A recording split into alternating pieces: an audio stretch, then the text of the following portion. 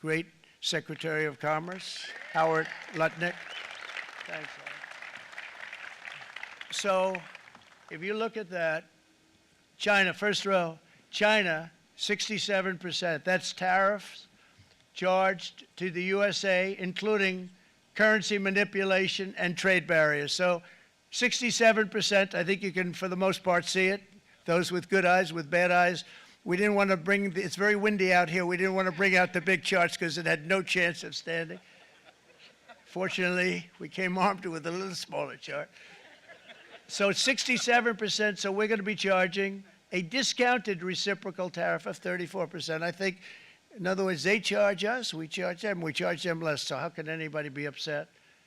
They will be, because we never charge anybody anything, but now we're going to charge. European Union, they're very tough, very, very tough traders.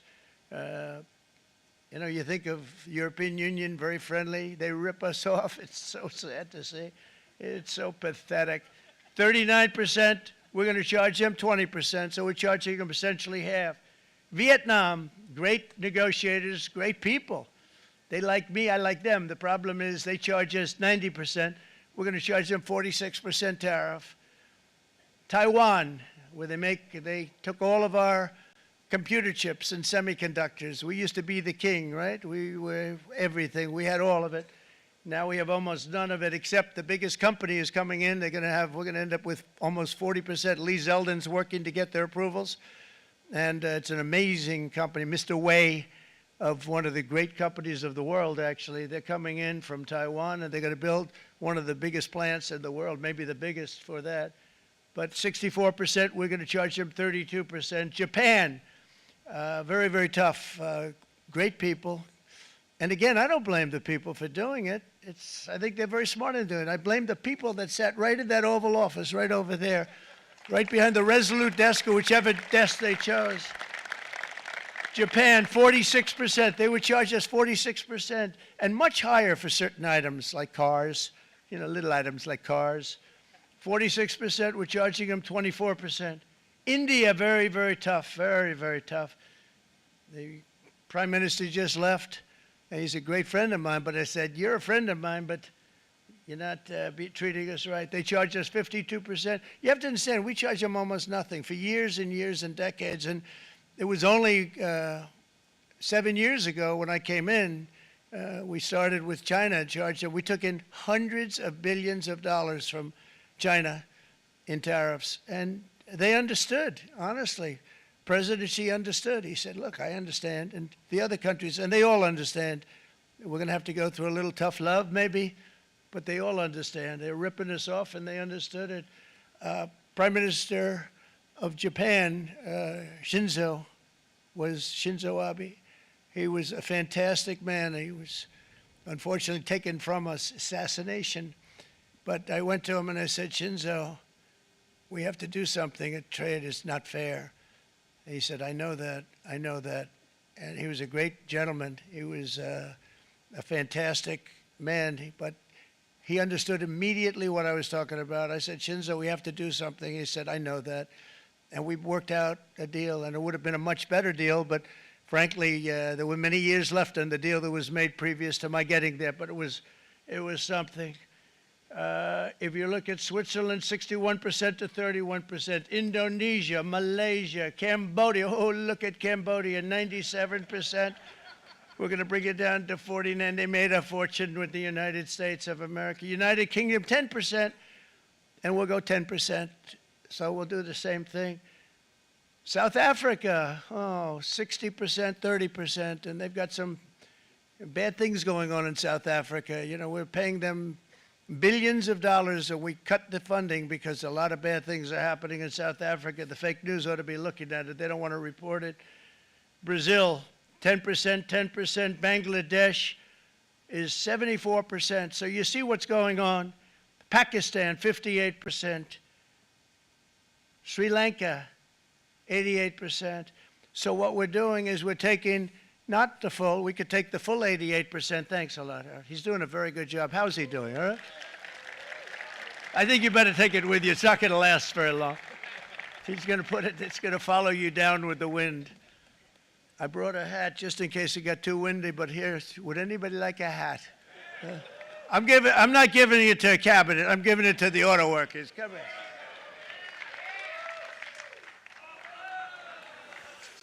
Thank you, fellas. Get it. That's it. That's it. They deserve it more than our cabinet. Our cabinet has plenty of hats. But you see the numbers. The numbers are so disproportionate. They're so unfair. At the same time, we will establish a minimum baseline tariff of 10%. You notice that on the chart? And that'll be on other countries to help rebuild our economy and to prevent cheating. So we're going to have a minimum of cheating, and we're going to be very severe on the people that at the gate that watch the tariffs and watch the product coming in, because there's been a lot of bad things happening at the gate because the money is so enormous that you're talking about. There's never been probably anything like it in terms of the enormity, and there are a lot of bad things happen at the people that do the check-in, and they're looking at 10-year jail sentences if they do play. We're going to treat them so good, but if they cheat, the repercussions are going to be extremely strong. Foreign nations will finally be asked to pay for the privilege of access to our market, the biggest market in the world. We're right now the biggest market in the world. We had a great country 4 years ago in terms of the economics. We were doubling up on China. We were doing so well. Nobody was going to catch us, but so much of it slipped away over the last 4 years under Biden. I campaigned on this policy throughout last year, and today that promise was made, and it was also a promise, as you know, that was kept. Promises made, promises kept. To any company that objects to our common sense reciprocal tariffs, again, reciprocal, back and forth, back and forth. And I call this kind reciprocal. This is not full reciprocal. This is kind reciprocal. But what we do is we cut it in half. We charge them. My answer is very simple if they complain. If you want your tariff rate to be zero, then you build your product right here in America, because there is no tariff if you build your plant, your product in America.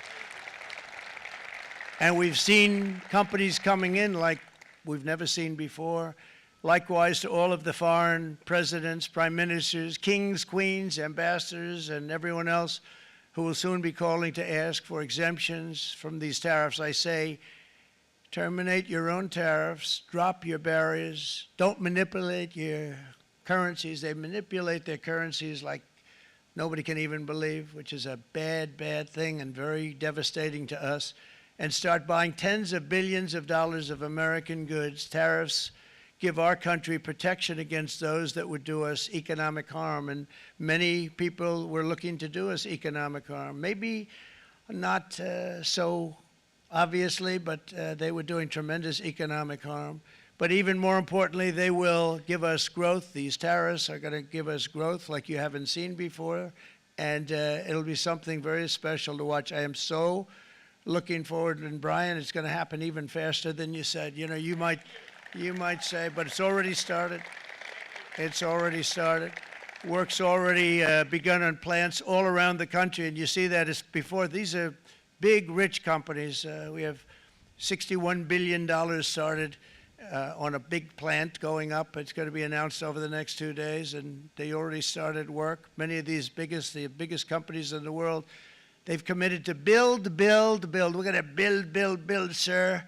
And they came here to see me, and they wanted to know if they could have a press conference. I do as many as I can. I'm pretty busy trying to stop Russia and Ukraine and the Middle East. We got to stop that. We got to stop the Houthis, which we're making tremendous. They like shooting ships down and out of the water, sinking ships. They get a kick out of it, but they're not getting such a kick out of it now, are they, Mr. Secretary? They're not getting such a kick out of that now. But here are just a short list of some of the companies that have already announced and committed to investment. And this is a company that built its factories and its plants in China. Apple is going to spend $500 billion.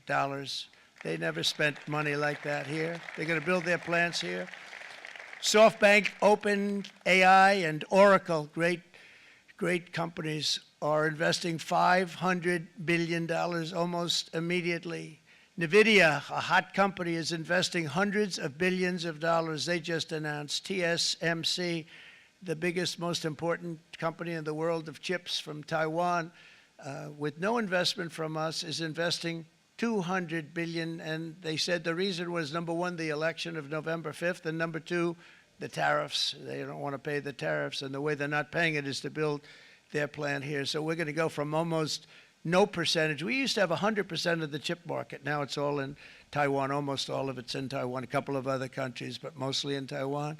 And think of it, we had 100%. We lost it because of people in that office that didn't do their job. They allowed it to be stolen from us. Johnson & Johnson, great company, $55 billion. Eli Lilly, $27 billion. Meta is investing $500 billion. Wow. DeMac is investing $20 billion. CMA, CGM, $20 billion. And then you have Merck and Clarios, Stellantis, General Motors, GE Aerospace, Honda, Nissan, Hyundai are all putting in billions and billions of dollars, and they're committed 100%. So. And we've never had, and this is after 2.5 months. This is after just a short, this all took place as soon as we came out with what everybody wanted to do. You know, I watched a gentleman today on television, he used to work with Lee Iacocca, a very respected automobile person, and he said, you know, because they're asking people, and they try and get as many negative people as they can, but they can't find them too much. It's pretty hard to find in terms of what we're doing, especially when they see all this investment. They said, so tell me, what do you think of what Trump is doing from the automobile standpoint? He said, I can't believe it. Somebody is finally, he's an older guy, real pro, really top guy, with Lee Iacocca. He said, I never thought I'd see the day when this would happen, where somebody had the courage to go and do what has to be done. This is transforming our nation. Our entire nation is going to be transformed, not only with the cars, but on every single other item that's built. We're going to become an industrial powerhouse. And he said that so beautifully today. In fact, I'm going to find out, I'm going to get a tape, and Bruce, I'm going to get that tape, and I'm going to send it to you out in Long Island, and you're going to play it for the people. And all your union workers and your non-union workers out there, you got a pretty even split. But we have, so far, it looks like we're going to have about $6 trillion of investments, and you wouldn't do that in years in this country over the last number of years. $6 trillion, and that's going to be much higher by the end of the year. And think of what $6 trillion is. You wouldn't have even a small percentage of that under this other system. We're going to be an entirely different country, and it's going to be fantastic for the workers. It's going to be fantastic for everyone.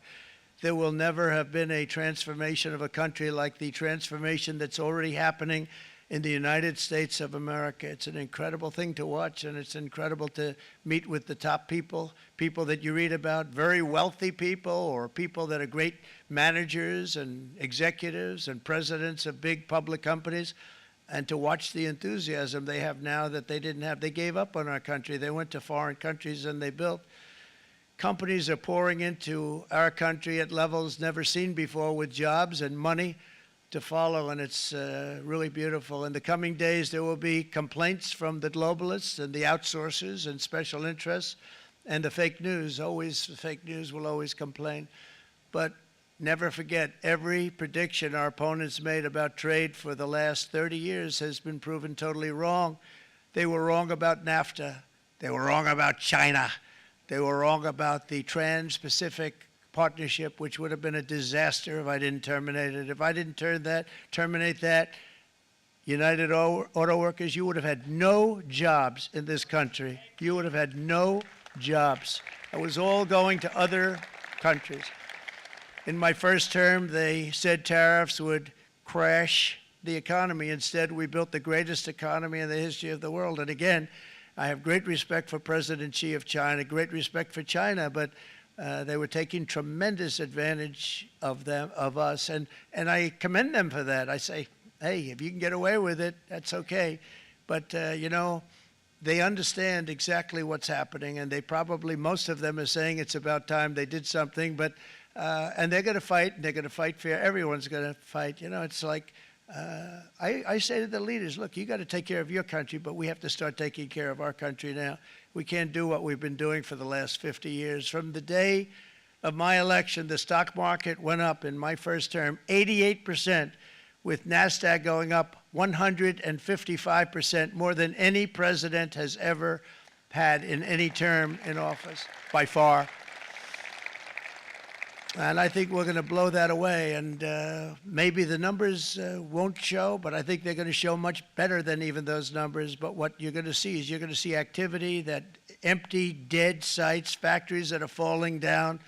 Those factories will be knocked down, and they're going to have brand new factories built in their place. They're not only talking about renovating, they're talking about brand new, the best anywhere in the world, the biggest anywhere in the world. I have a friend who builds car plants, and I said, I want to see the biggest and the best. He said, well, we have to go to Mexico. I said, no, I want to see it in the United States. He said, we're not building them in there. This is a year and a half ago during the campaign. He said, we're not building it. You'd have to go to Mexico. When I was starting to decide to run, and I went to #1 in the polls very rapidly, I want to say, like, let's say in the first hour. And then shortly thereafter, it looked like I was going to win, and the fake news was saying, oh, no, don't do this. What they don't know is if I didn't win, they would have really been in trouble, because nobody wants to read them anyway. But I tell you what, when it looked like I was going to win, I announced that I was going to be doing exactly what we're talking about today. Great consistency, actually, because I've been talking about it for 40 years, but because I saw what was happening 40 years ago. If you look at my old speeches when I was young, very handsome, my old speeches, and that people would say, I'd be on a television show, I'd be talking about how we were being ripped off by these countries. I mean, nothing changes very much. The only thing that changed were the countries, but nothing really changes. But it's why it's such an honor. It's such an honor to be finally able to do this. If you look at China, I took in hundreds of billions of dollars in my term, hundreds of billions. They never paid 10 cents to any other president, and yet they paid hundreds of billions, so much so that Biden couldn't do anything. They wanted to try and terminate it because he had a very special relationship with China. You know what the relationship was? He had a special relationship. But the numbers were so big, that they couldn't do it.